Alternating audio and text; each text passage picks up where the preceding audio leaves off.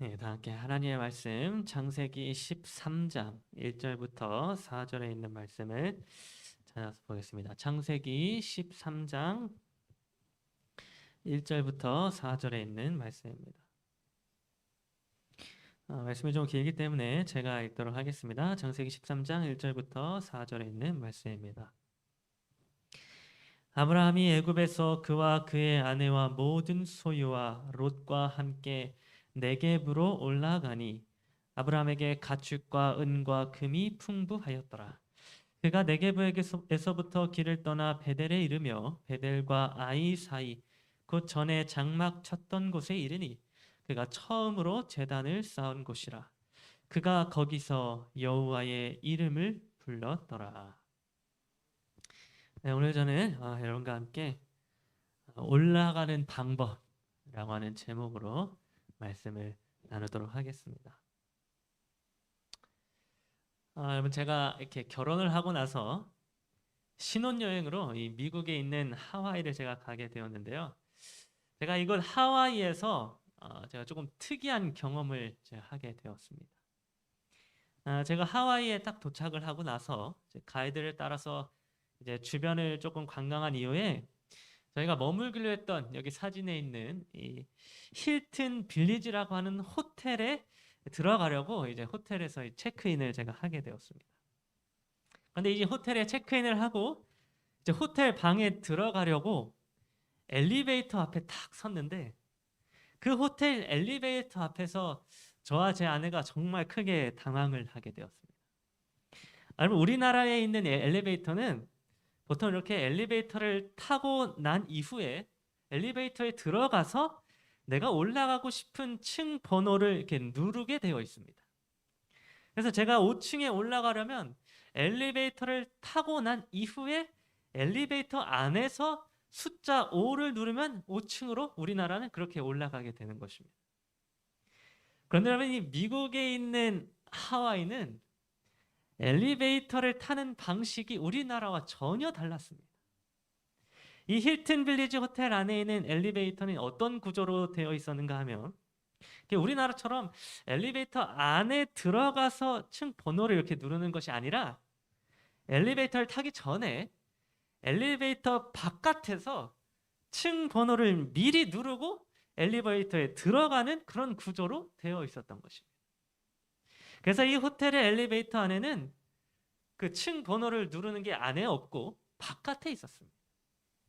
밖에서 미리 누르고 들어가야 하는 그런 구조이기 때문에 엘리베이터 안에 막상 들어가면은 그 안에 아무것도 없어서 아무것도 할 필요가 없게 되는 것입니다. 근데 저와 제 아내는 하와이를 이제 처음 가보았기 때문에 이 엘리베이터 구조가 그런 식으로 되어 있다는 사실을 전혀 알지 못했었습니다.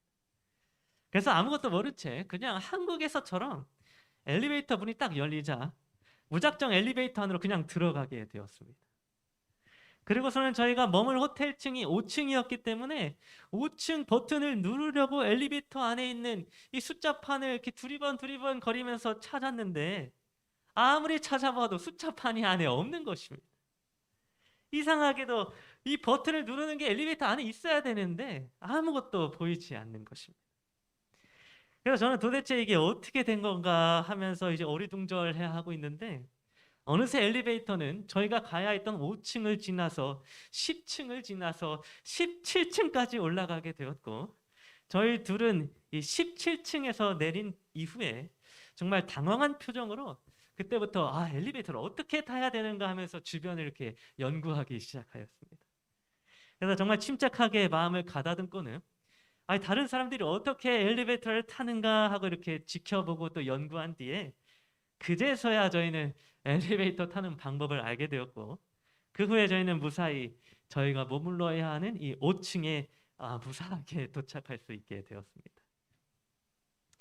여러분 제가 이 하와이 엘리베이터 안에서 이게 엉뚱한 목적지에 도착하게 된 이 경험을 통하여 제가 깨닫게 된 것이 하나 있었는데 그것이 무엇이었는가 하면 바로 우리 사람이 올라가기 위해서는 올라가는 분명한 방법을 알아야지만 정확한 목적지에 도착할 수 있다고 하는 것이었습니다.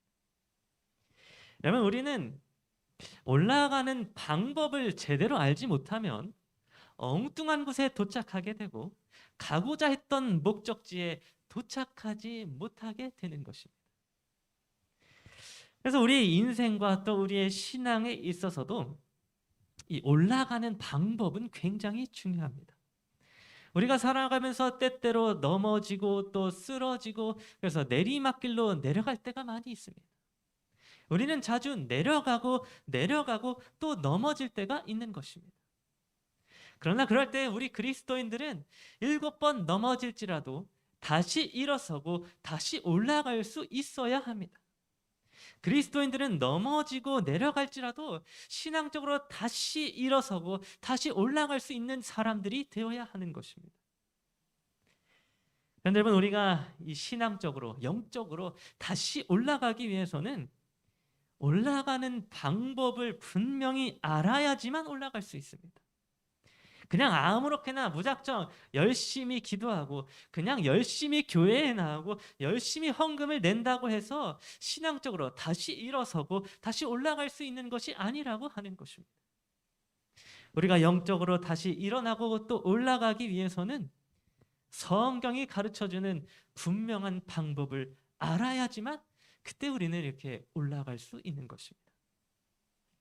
그래서 여러분, 오늘 이 시간에는 우리가 신앙적으로 때로 넘어지고 쓰러져서 내리막길로 내려가게 되었을 때에 다시 일어서고 또 신앙적으로 회복해서 올라갈 수 있는 그런 분명한 방법을 성경에 기록된 이 믿음의 조상 아브라함의 이야기를 통하여 함께 살펴보는 그 시간에 갖도록 하겠습니다.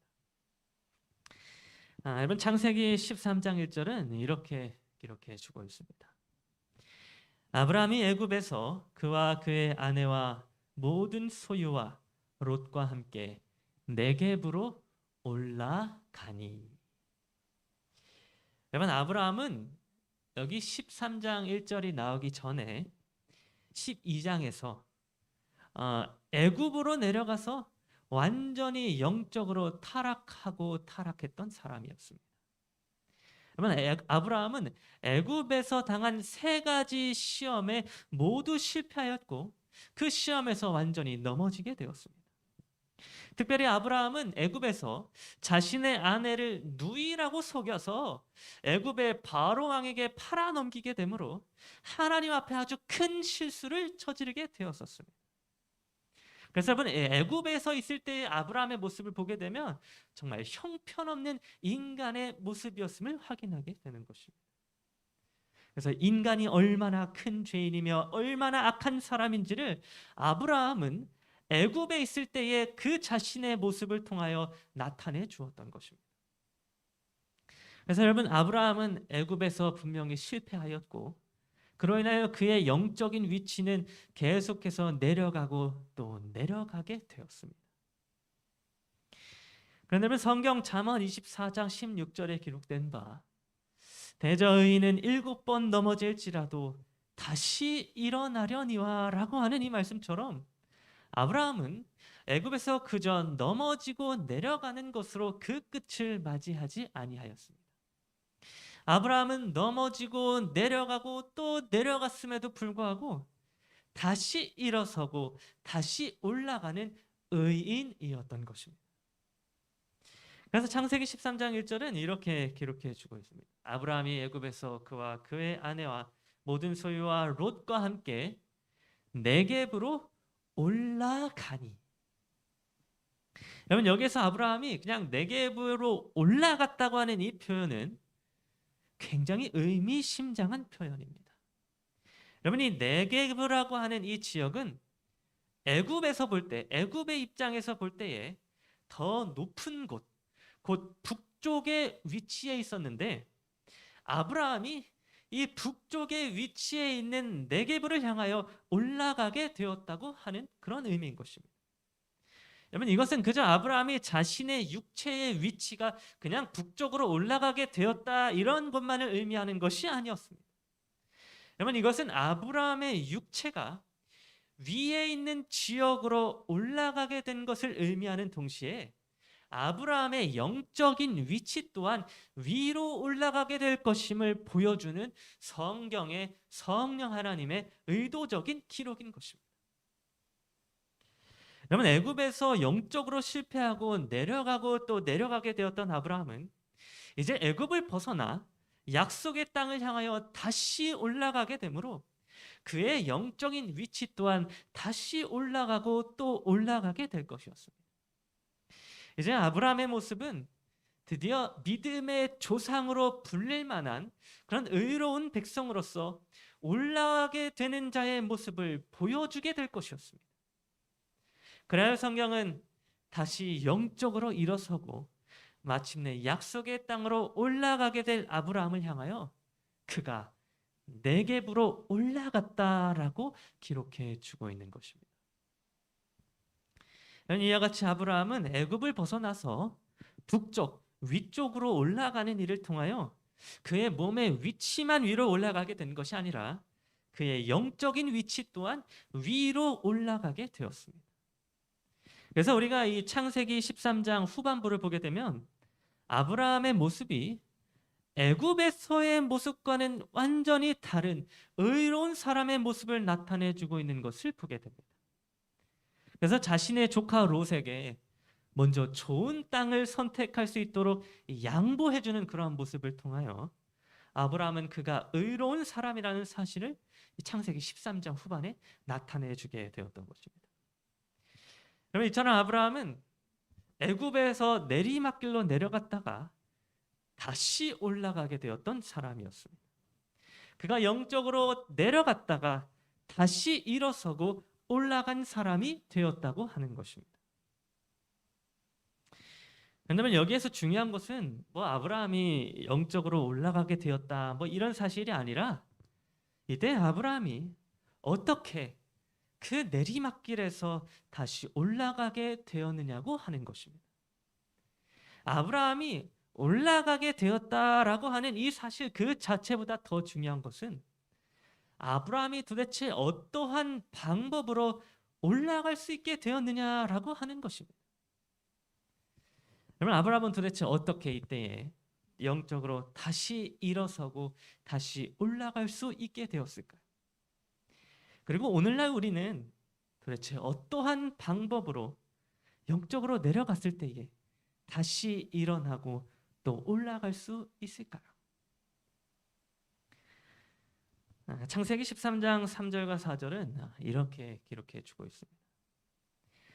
그가 네게브에서부터 길을 떠나 베델에 이르며 베델과 아이 사이 곧 전에 장막 쳤던 곳에 이르니 그가 처음으로 제단을 쌓은 곳이라. 그가 거기서 여호와의 이름을 불렀더라. 여러분, 아브라함은 올라가는 분명한 방법을 알고 있던 사람이었습니다. 아브라함은 자기가 넘어지고 실패하였을 때에 어떻게 하면 다시 일어서고 어떻게 하면 다시 영적으로 회복될 수 있는지 그 방법을 알고 있던 사람이었다고 하는 것입니다. 여러분, 아브라함은 자신이 시험에서 실패하여 넘어지고 그래서 내리막길로 내려가게 되었을 때에 그가 다시 일어나고 다시 회복해서 올라가기 위하여 어떠한 일을 하게 되었는가 하면 바로 여기 있는 말씀처럼 베델과 아이 사이에 처음 제단을 쌓았던 그 장소로 아브라함이 향하게 되었습니다. 여러분, 아브라함은 자신의 영적인 상태를 회복시키기 위하여 베델과 아이 사이에 그가 처음 제단을 쌓았던 장소로 향하였습니다. 그런데 왜 아브라함은 이 베델과 아이 사이에 쌓았던 그 제단, 이 제단으로 왜 향하게 되었을까요? 이 베델과 아이 사이에 있는 제단이 대체 무엇이었길래 이 장소로 아브라함이 향하게 되었던 것일까요? 왜냐하면 이 베델과 아이 사이에 쌓은 제단은 아브라함에게 있어서 굉장한 의미를 지니고 있는 특별한 장소였습니다. 이 베델과 아이 사이라고 하는 장소는 어떤 곳인가 하면 아브라함이 하나님의 부르심을 받고 처음으로 그의 인생 처음으로 희생 제물을 드린 장소였습니다. 아브라함이 갈대아 우르에서부터 부름을 받고 약속을 받은 이후에 처음으로 희생 제물을 드렸던 장소가 여기 이 베델과 아이 사이였던 것입니다. 여러분, 아브라함이 희생 제물을 드렸다라고 하는 것은 그냥 이렇게 뭐 돌 위에다가 불만 때운 그런 것이 아니라 직접 어린 양을 잡아서 그 어린 양에게 자신의 죄를 전가시키고 그 어린 양을 칼로 찔러서 죽인 다음에 번제를 드렸다고 하는 것을 의미합니다. 여러분, 이것은 아브라함이 이 어린 양을 희생 제물로 드리는 일을 통하여 어린 양이 상징하고 있는 예수 그리스도의 희생을 처음으로 그가 목격하고 보고 믿게 되었다고 하는 것을 의미해 주는 것입니다. 여러분, 아브라함은 여기 이 베델과 아이 사이에서 제단을 쌓고 또 희생 제사를 드림으로 그 희생 제사의 원형이신 예수 그리스도께서 이 땅에 오셔서 죄인인 자기를 위하여 그 모든 죄를 대신 짊어지시고 하나님의 칼에 찔려 십자가에 달려 죽으실 것을 이때 그가 보게 되었습니다. 여러분, 특별히 이 베델이라고 하는 히브리어 단어는 벳엘, 하나님의 집이라고 하는 뜻을 가지고 있습니다. 또 그 옆에 있는 이 아이라고 하는 히브리어 단어는 폐허의 무더기라고 하는 의미를 가지고 있습니다. 그래서 여러분, 베델과 아이 사이에서 어린 양을 희생 제물로 드려졌다고 하는 것은 예수님께서 하나님의 집인 이 베델과 폐허의 무더기인 이 아이 사이에서 우리를 위하여 희생 제물로 드려주셨다는 것을 의미해 주고 있는 것입니다. 여러분, 예수님께서는 하나님의 집, 그 베델을 떠나서 저 하늘을 떠나서 폐허의 무더기인 이 땅, 그 지구로 내려오셨습니다. 그리고 그분께서는 하나님과 사람 사이를 연결시키기 위하여 십자가에 달려 죽으셨습니다. 예수님께서 하나님의 집과 이 폐허의 무더기인 세상을 연결시키기 위하여 그 사닥다리가 되어주셨던 것입니다. 그래서 이 베델과 아이 사이에 제단을 쌓고 희생 제사를 드렸다고 하는 것은 예수님께서 하나님과 세상 사이에 오셔서 우리를 위하여 십자가에 달려 죽으셨다는 사실을 의미해 주고 있습니다. 그러면 여러분, 아브라함은 바로 이 베델과 아이 사이에서 제단을 쌓고 또 희생 제사를 드림으로 이곳에서 예수 그리스도의 십자가에서의 죽으심을 믿음으로 보게 되었다고 하는 것입니다. 여러분, 아브라함은 바로 이 장소 베델과 아이 사이에서 예수님의 희생을 목격하게 되었습니다.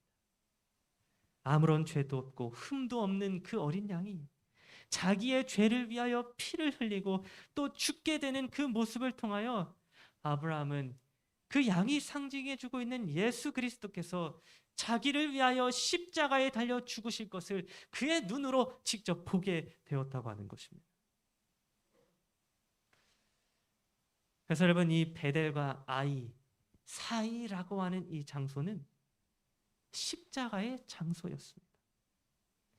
바로 이 베델과 아이 사이라고 하는 예수 그리스도의 십자가의 장소를 향하여 아브라함이 나아가게 되었을 때에 그때에 비로소 아브라함은 영적으로 회복되어지고 마침내 올라갈 수 있게 되었던 것입니다. 그래서 여러분, 아브라함은 자기가 영적으로 타락했던 그 애굽에서부터 나와 여기 이 장소로 향하게 되었습니다. 베델과 아이 사이, 그가 처음으로 제단을 쌓고 희생 제사를 드렸던 그 십자가의 장소를 향하여 그의 발걸음을 옮기게 되었던 것입니다. 그리고 아브라함은 바로 이곳에서 자기를 위하여 그 모든 죄를 대신 짊어지시고 십자가에 달려 죽으신 예수 그리스도를 다시 만나게 되었습니다. 아브라함은 여기 이곳에서 어린 양을 찾고 그 어린 양에게 자신의 모든 죄를 전가시킨 후에 칼로 찌르는 번제를 드리는 일을 통하여 자기의 모든 죄를 사하여 주실 예수님을 그가 바라보게 되었던 것입니다.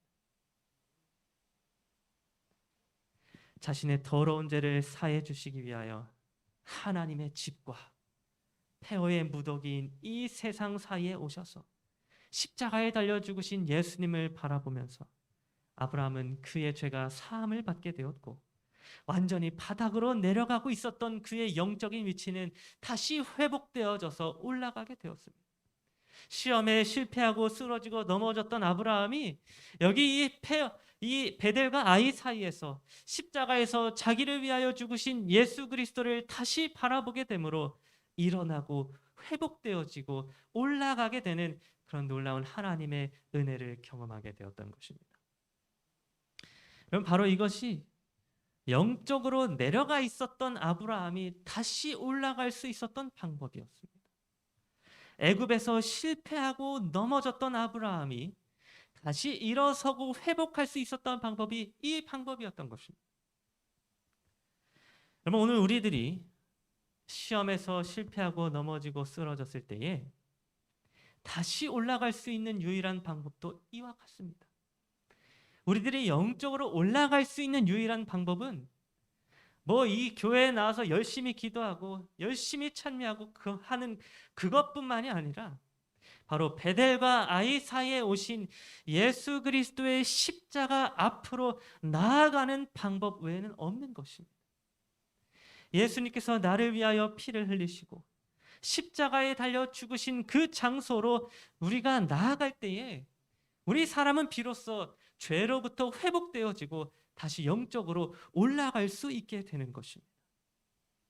아브라함이 이 베델과 아이 사이로 돌아가서 처음으로 제단을 쌓았던 이곳에서 예수님의 죽으심을 다시 바라보고 그곳에서 십자가를 다시 바라보았을 때에 그의 죄가 사함을 받고 다시 영적으로 회복되어지게 되었던 것처럼 오늘 우리들도 나를 위하여 십자가에 달려 죽으신 예수님을 바라보고 그 십자가의 장소로 나아가게 될 때에 우리들의 죄가 사함을 받고 영적으로 회복되어지고 마침내 다시 올라가게 되는 그런 놀라운 은혜를 경험할 수 있게 되는 것입니다. 여러분, 창세기 13장 4절은 그가 거기서 여호와의 이름을 불렀더라라고 기록해 주고 있습니다. 아브라함은 바로 이 장소 베델과 아이 사이에 제단을 쌓았던 이 장소에서 여호와의 이름을 부르게 되었습니다. 아브라함은 이 장소에서 예수님을 기억하였고 자기를 위하여 죽으신 예수 그리스도의 이름을 부르고 그분을 예배하게 되었던 것입니다. 여러분, 오늘 우리들을 올라갈 수 있게 해줄 수 있는 분은 예수님밖에는 없습니다.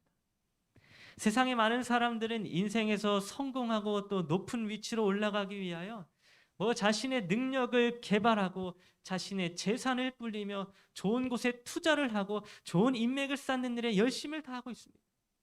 세상 사람들은 그렇게 하는 것이 높은 위치로 올라갈 수 있는 가장 좋은 방법이라고 생각하고 있습니다. 그래서 열심히 하루하루를 높은 위치로 올라가기 위하여 그렇게 살아가고 있는 것입니다. 그러나 여러분, 하나님의 말씀인 성경은 세상에서 열심히 노력하거나 최선을 다해서 살아간다고 해서 올라갈 수 있다고 말씀해 주고 있지 않았습니다. 세상에서 열심히 노력하고 최선을 다해서 살아간다면 어쩌면 사람들이 보기에 높은 위치까지는 올라갈 수 있을지 모르겠습니다. 그러나 그 올라간 위치가 우리의 진정한 목적지인 저 하늘은 결코 아닌 것입니다. 성경은 오늘 우리 사람들이 올라가야 하는 진정한 목적지인 저 하늘집으로 올라갈 수 있는 유일한 방법에 대하여 말씀해 주고 있는데, 그 방법은 바로 예수님의 십자가 앞으로 나아가는 것이었습니다. 예수님의 십자가 앞으로 나아갈 때에 우리의 죄는 사함을 받을 것이며 넘어졌던 우리의 영적인 위치는 다시 회복되어질 것이며 마침내 약속의 땅, 저 하늘 가나안 땅에 올라가 영원한 생명을 얻을 수 있게 되는 것입니다. 그러면 오늘 우리가 우리의 인생 가운데 때로는 이 내리막길의 위치에 있거나 인생에 지쳐서 쓰러져 있거나 혹은 영적으로 나약해져 있어서 다시 일어설 만한 그런 힘이 없다고 느껴지는 순간이 올 때에 우리가 그 순간 다시 일어서고 다시 올라가기 위하여 다른 곳을 보는 것이 아니라 예수 그리스도의 십자가 앞으로 우리가 나아가게 되기를 간절히 바랍니다. 아브라함이 시험에 완전히 실패하고 애굽에서 아내를 팔아먹고 하나님 앞에서 큰 죄인이 되었을 때에, 그가 영적으로 타락해서 내리막길로 내려가고 또 내려갔을 때, 그가 베델과 아이 사이 예수님의 십자가의 장소로 나아가게 되므로 마침내 다시 일어나고 회복해서 영적으로 올라갈 수 있게 되었던 것처럼, 오늘 우리들도 십자가 앞으로 나아가 우리의 넘어졌던, 우리의 또 실패했던 우리의 삶이 올라가고 올라감으로 마침내 저 하늘에 이르게 되는 그러한 저와 여러분 모두가 되기를 간절히 바라면서 오늘 말씀을 마치도록 하겠습니다.